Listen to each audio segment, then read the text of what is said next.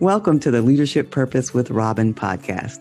I'm your host, Robin L. Owens, PhD, and this is where we dive in each week to give advice, tools, and tips for high-achieving women leaders, and we talk about leadership purpose and its importance for you.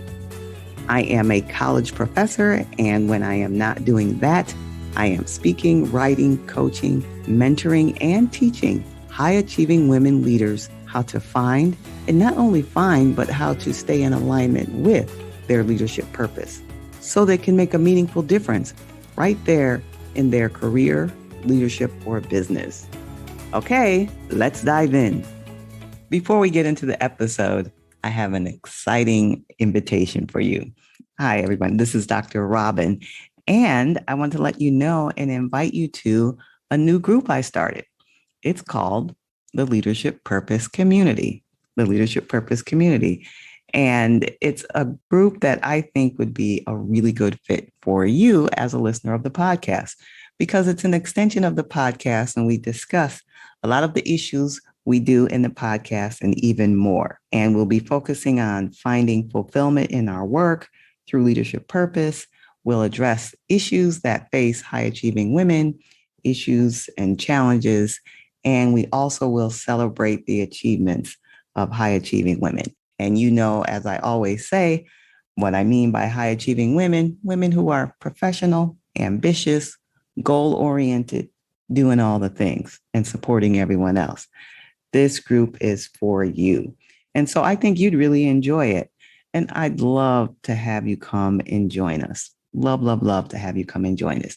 So if you're interested, come on over to Facebook and search for the Leadership Purpose Community, or go directly to the website, www.facebook.com/groups/Leadership Purpose Community. Again, www.facebook.com/groups/Leadership Purpose Community. I'd really love for you to join us. Hope to see you there. Okay, let's get to the episode. Hi, everyone. Welcome back to another episode of the Leadership Purpose with Dr. Robin podcast. So glad you're here and that you take time out of your busy day to listen into the podcast. And today I am talking with Spencer Snakard, and she is an executive transformation coach, trainer, speaker, and she helps visionary entrepreneurial women leaders break through upper limits so they can turn their mission into a world-changing movement. With 25 years of experience, she gets to the heart at what it takes to be truly fulfilled as spiritual beings having a human experience. She has a degree in psychology and extensive training and leadership in Ontology. Spencer has been featured on dozens of podcasts, including one ranked among the top business podcasts by Inc. and MSNBC. And if that weren't enough, she is married to the love of her life, and she and he spend their summers along the rocky coast of Maine with their 4 children, enjoying themselves. Welcome, Spencer Snakard. Thanks so much for having me. All right. So let's just jump right in. All right. So, I just read your bio. So why don't you just tell us in your own words about who you are and what you do?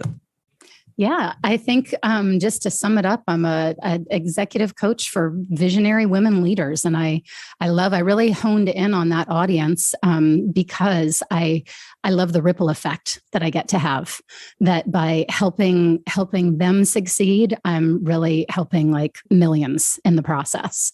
And I really came to that inspiration there were a couple of live events in a row pre-corona that I went to, where in each of the events, different people spoke up and spoke with such passion about what they do and how important it is and how the world needs it. And this is going to change the world and everybody needs this. And yet inside conversations, I'd know that there were fears or doubts or feelings of not enoughness within them that were keeping them from fully achieving that vision and making that vision reality. And I just felt this huge tug on my heart and calling saying, like, those are the people I'm going to now from this point onward, these are my people. And by golly, I am helping them like make the most big, massive impact they can make in the world. Yeah, that's awesome. And you say visionary leaders. And Yeah. so do you make a distinction when you say visionary leaders? If so, what does that mean? Well, to me, I guess I sum up visionary by, I mean, there are various types of leadership, I guess. I mean, I almost was going to say anybody can lead, although I don't really necessarily believe that's true. I think we can all learn the skills of leadership, but I think some people are more gifted or naturally inclined toward leadership. But leadership can look a lot of different ways. And so to me, the visionary leaders are the ones who are seeing a vision for our future as human beings and on the planet that is above and beyond who we are and where we are today. Kind of those that I think are seeking sort of our next level of evolution and our next level of consciousness and so forth. That's like moving us forward as a people and a planet. I love that. I love that. I want to talk to all of them right now. Yes. Yes. So tell us, I could hear it already. I could hear the passion as you're talking about them, but tell us what you enjoy most about your work and then why. Yeah, gosh, I'm just kind of like feeling into this for a minute to think there's so many parts that I love, but the part I think one of the things that I love most is how sometimes what could seem like such a simple shift can make such a profound difference for people. And just as one example, I'll jump right into an example of what I mean by this. One of my clients, when she first came to me, she was a solopreneur. So she was running her own business and working primarily targeting other business owners. And she had just started hitting about $10,000 a month. So just, a little over $100,000 a year, which for many people is all they're aspiring to, which is great. Nothing wrong with that. But she'd been part of some other business groups that I had worked with as well, where many of those people were aspiring to a million and above. And so when she first came to me, she's like, well, I just started hitting $10,000 months. I really would like to make more, but I'm not one of those people that wants to make $1 million. She's like, I'm not one of those people. And so I found that really curious and asked, I was like, okay, look, I'm not saying you should want to make $1 million, but I'm super curious why you don't want to make $1 million. And through that first conversation, we uncovered that she had this belief that if her business got too good and she got too financially successful, then her personal life would counteractively get bad. Like as good as her business got, her personal life would get equally bad. Or on the flip side, if she let her personal life get too good, then her business would get really bad. And there were obviously undesirable consequences for both of those. And so she was keeping both just okay or just mediocre.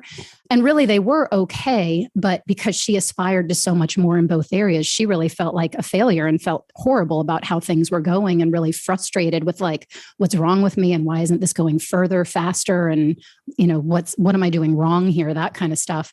And just by identifying that belief, and of course, obviously there was more to it. It wasn't just identifying the belief. She also then had to start taking courageous, vulnerable actions to start doing things differently to move both of those areas forward.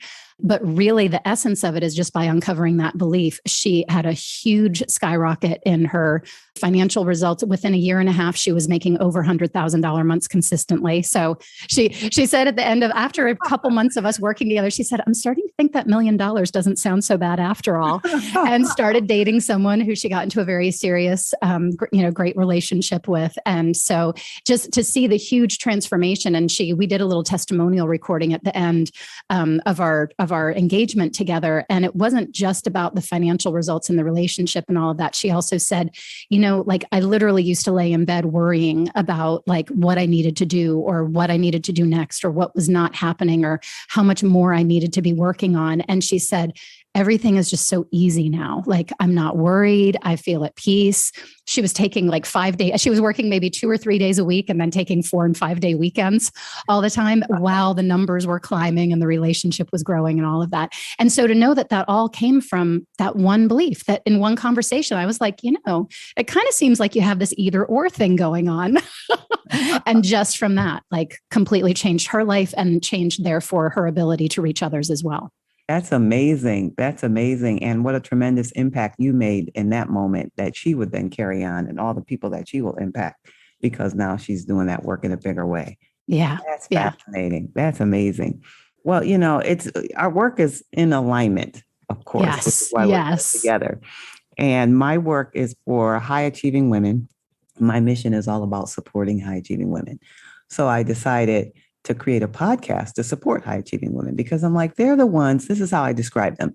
They're the ones that are ambitious, goal oriented, professional, doing all the things, responsible at work, responsible at home, and supporting almost everybody around them at home and work, and rarely get support because people look at them and think they don't need it. Yeah. Superwoman. Superwoman doesn't need help. Right. And she looks like she's, makes it look easy because she's good at it. Right. And so they think she doesn't need help. So I thought, wouldn't it be great to create a podcast to talk with high achieving women like yourself, just to support other high achieving women? And so that's the podcast. So what would you say, with the woman I have in mind, what I just described, what would you say is one of the main challenges a woman like that might encounter? Yeah, there's countless challenges, I think, many of which I support all of my clients with. But, one of the big ones that I think maybe doesn't immediately come to mind for people, and yet I think we all feel or experience in some way, because I find this with pretty much every woman I've ever worked with, very high achieving woman, is that I think, it becomes an aspect, really, to some extent, it even does become our identity that we are high achieving. Being high achieving is who we are. It's not just what we do, it's who we are. And I'm not saying that it truly is who we are, because really I believe that there is a clear distinction between who we are as spiritual beings and who we are as human beings. I do believe they are integrated, and that our goal really is to fully integrate them. But I think this is where there's like these inherent conflicts between our callings as our limitless, powerful, spiritual self on a soul level, and then our humanity in these bruisable, breakable bodies that have an expiration date on them. And that's why we experience fear and doubt and feeling like we're not enough and things like that. And so we take on the identity to make up for what we think we lack. And so when I said who we are as high achieving, I mean on that human side as an identity, it becomes like, this is who I am. And so the problem therein is, who are you if you're not that?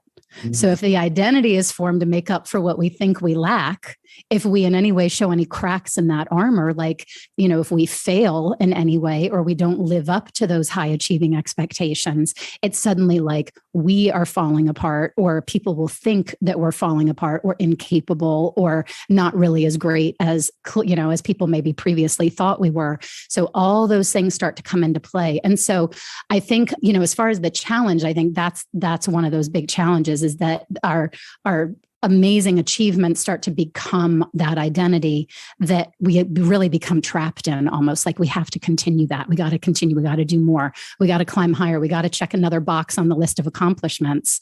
And so I think the way to really find peace with that, I noticed as I was listening to some prior episodes of your show, and also looking on your website, that you speak right away to, but sometimes it can feel like something's missing despite all those achievements.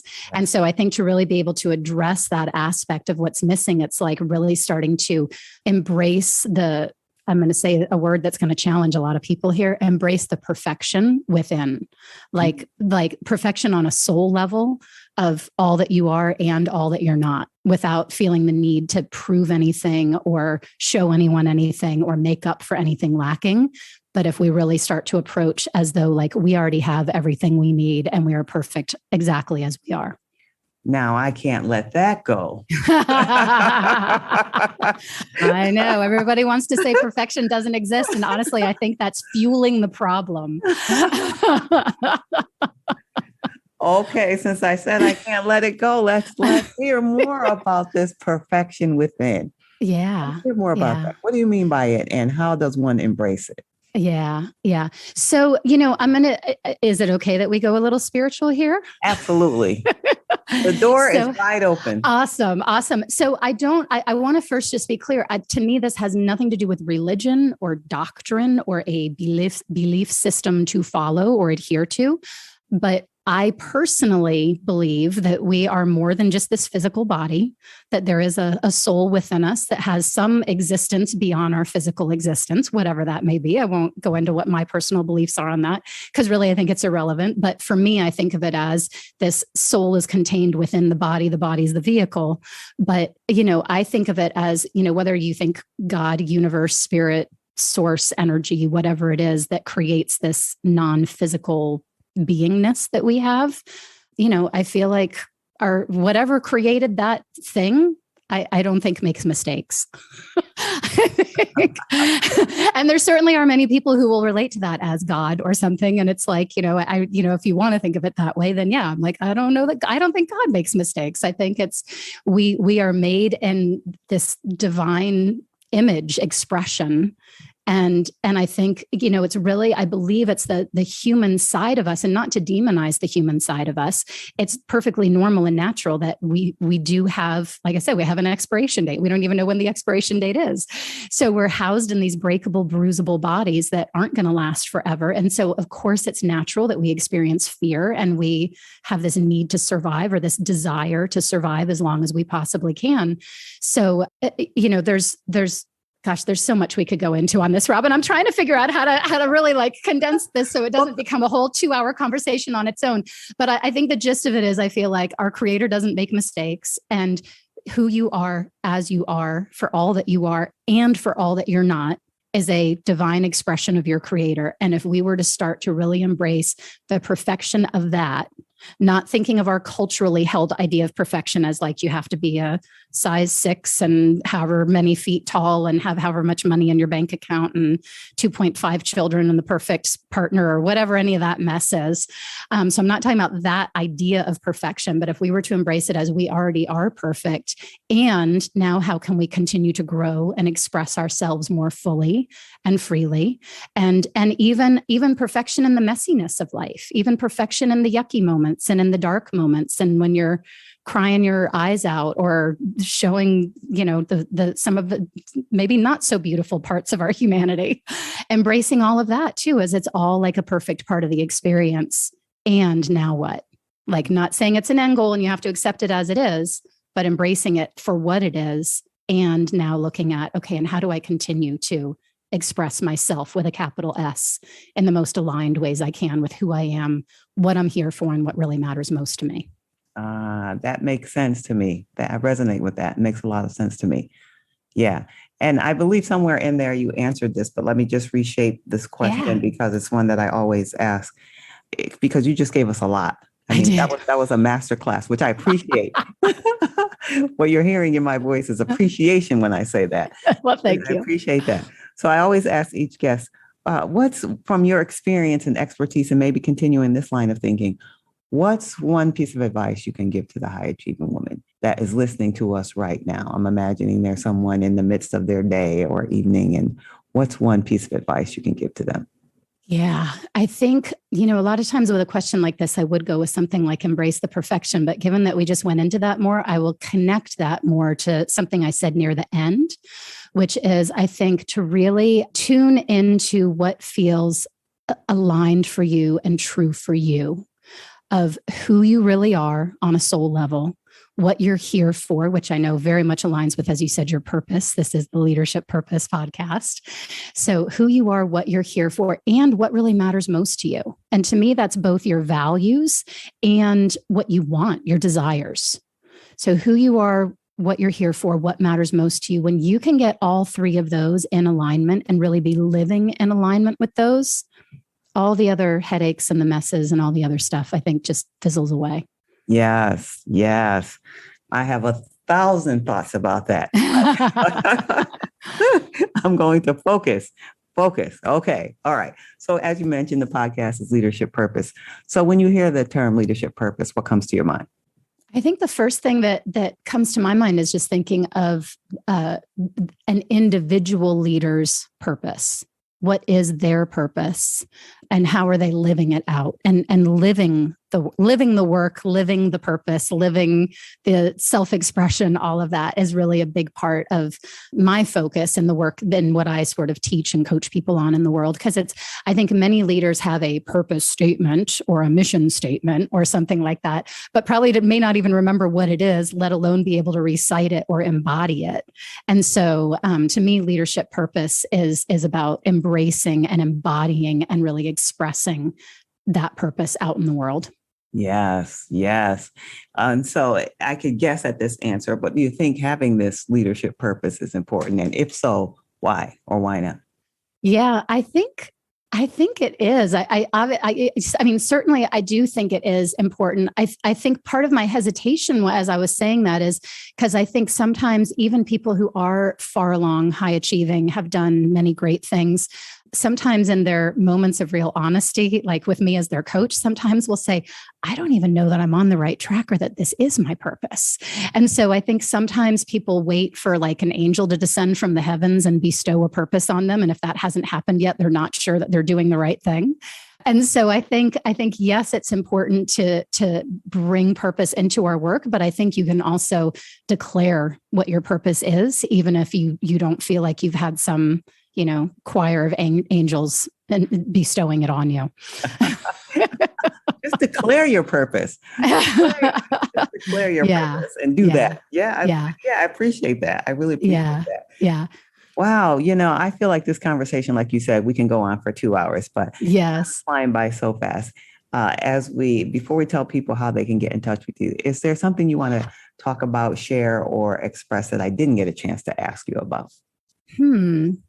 I think we've probably covered the gist of it, but I think a lot of it, for me is like getting in alignment, bringing that alignment in, embracing that perfection, and recognizing that there absolutely are parts of our humanity that will get in the way. And that is a natural part of our survival and our need to survive. And it doesn't make you a bad and wrong person for it. There's nothing wrong with you. It's totally normal. And there are tools to be able to identify it and be able to recognize when those things are getting in the way: fear, doubt, uncertainty, not enoughness, feeling like a fraud or an imposter, all these various things.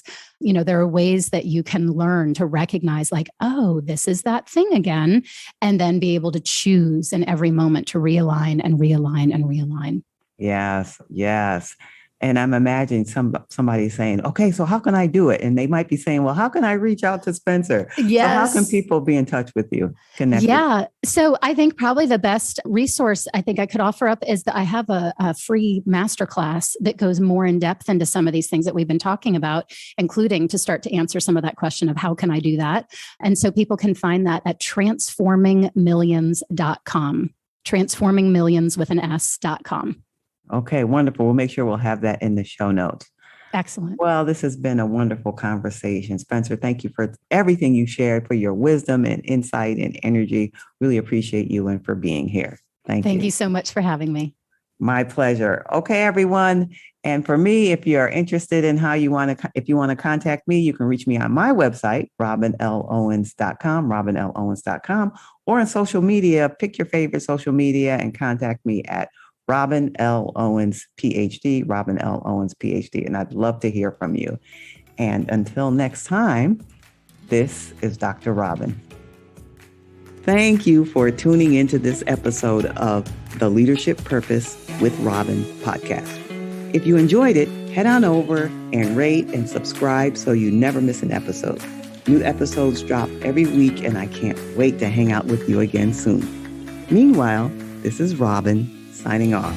See you next time.